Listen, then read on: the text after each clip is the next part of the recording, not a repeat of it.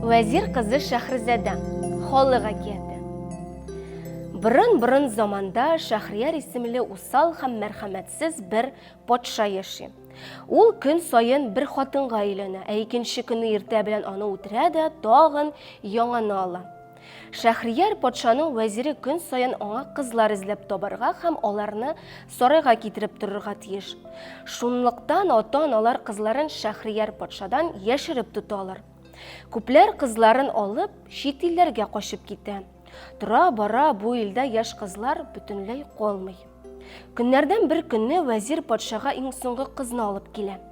Хәзер инде бөтен шәһәрдә бары бер генә кыз, вәзирнең үз кызы Шәһрезәдә генә кала. Вәзир патша сараеннан бик яман сулап чыгып китә һәм өенә елый-елый кайтып керә.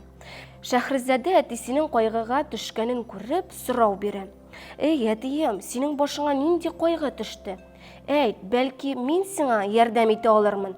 Вәзир бик озак вакыт Шәһрезәдәгә кайгысының сәбәбен ачмый тора.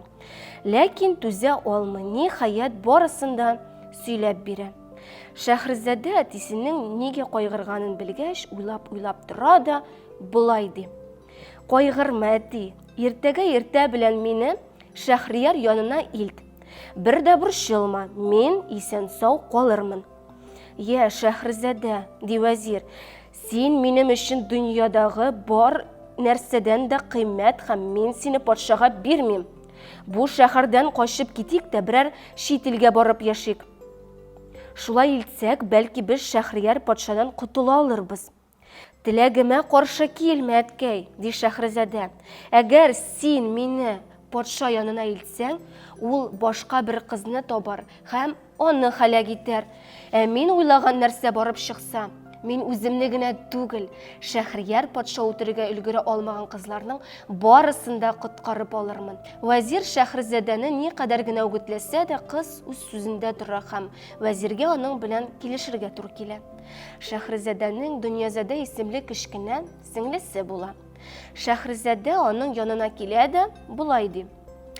Әти, мине патша янына илткәч, мин патшадан синең белән соңгы мәртәбә очрашу өчен рөхсәт сорармын. Ә син сарайга килеп патшаның күңелсезләнгәнен күргәч, "И апам, патшабызга күңелле булыр, берәр әкият сөйләп җибәр", диярсең. Шунда мин сезгә әкият сөйләрмен һәм без явыз патшаның авыр җәзасыннан котылып калырбыз. Шәһрезәдә акыллы һәм белемле кыз була.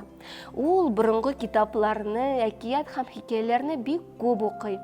Дөньяда Шәһрияр патша вәзирнең кызы Шәһрезәдәдән дә күбрәк әкият белүче кеше булмый.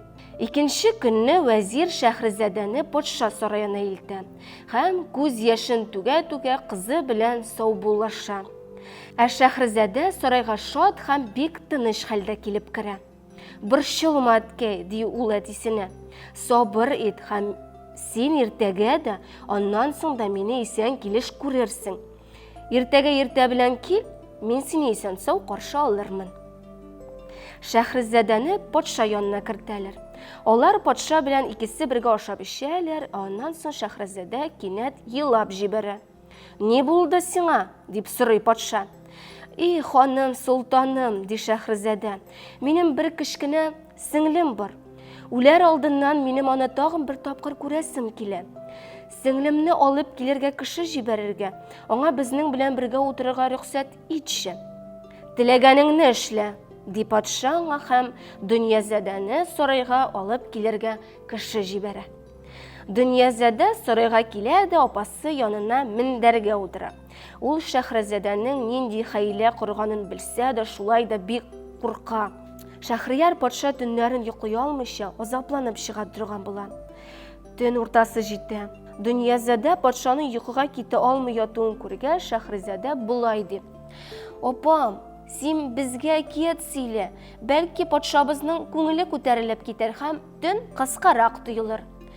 "Әгәр патша боера икән, мин бик шатланып сөйлим", ди Шәһрезәдә. Аңа каршы патша булай ди. "Сөйлә, ләкин кара аны, әкиятең кызык булсын." Шәһрезәдә әкият сөйли башлый. Патша әкиятне шул хәтле бирелеп тыңлый, яктыра башлаганны да сизми кала. Ә Шәһрезәдә әкиятне юри иң матур җирендә өзә, кояш чыкканын күреп, сөйләвеннән туктый. Ә Дөньязада аннан болай дип сорый. Шуннан соң нәрсә булган, апа? Әгәр дә патша үтермәсә, калганын мин сезгә кич сөйләрмен, ди Шәһрезадә. Патшаның да әкиятне тыңлап бетерәсе килә. Шуңа күрә ул бүген кич сөйләп бетерсен дә, иртәгә асармын, дип уйлый.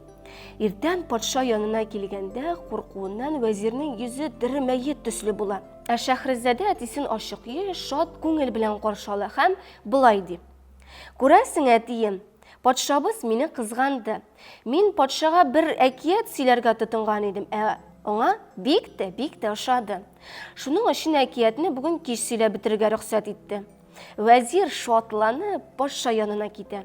Алар анда дәүләт эшләре белән шөгыльләнергә тотыналар. Ләкин патшаның зиһене тарала. Әкиятне тыңлап бетерү өчен тизрәк кичне җиткерәсе килә. Караңгы төшүгә патша Шәһрезадәне чакырып ала да әкиятнең дәвамын сөйләргә куша. Шәһрезадә төн уртасында әкиятне сөйләп бетерә. Патша авыр итеп сулый да болай ди. Бетүе кызганыч. Таңга ерак бит әле. Падишаһым, диде Шәһрезадә, әгәр син рөхсәт итсәң, мин сиңа тагын берне сөйләр идем. Әле сөйләгәнем монысы янында берни тормый. Башла тизрәк, дип кычкыра патша. Һәм Шәһрезадә яңа әкият сөйли башлый. Әтә аңлаткач, тагын иң күңелле җирендә генә сөйләүдән туктый. Хәзер инде патша Шәһрезадәне җәзалап үтерү турында уйламый да. Түземсезләнеп әкиятнең азагын көтә. Икенче төнне дә, өченче төнне дә шулай була. Шәһрезадә патшага үзенең гүзәл әкиятләрен 1000 төн буена сөйләп чыга. 1001 төн җиткәч, Шәһрезадә соңгы әкиятен тәмамлый. Ә патша аңа болай ди. Шәһрезадә, мин инде сиңа яләнеп беттем. Башка әкиятләр белмәсәң дә, мин сине җәзаламаска булдым. Миңа яңа хатыннар кирәкми. Дөнья йөзендә бер генә кыз да синең белән тиңләшә алмас. Әкиятчы Шәһрезадә шулай итеп үзен дә, башка кызларны да коткарып калды.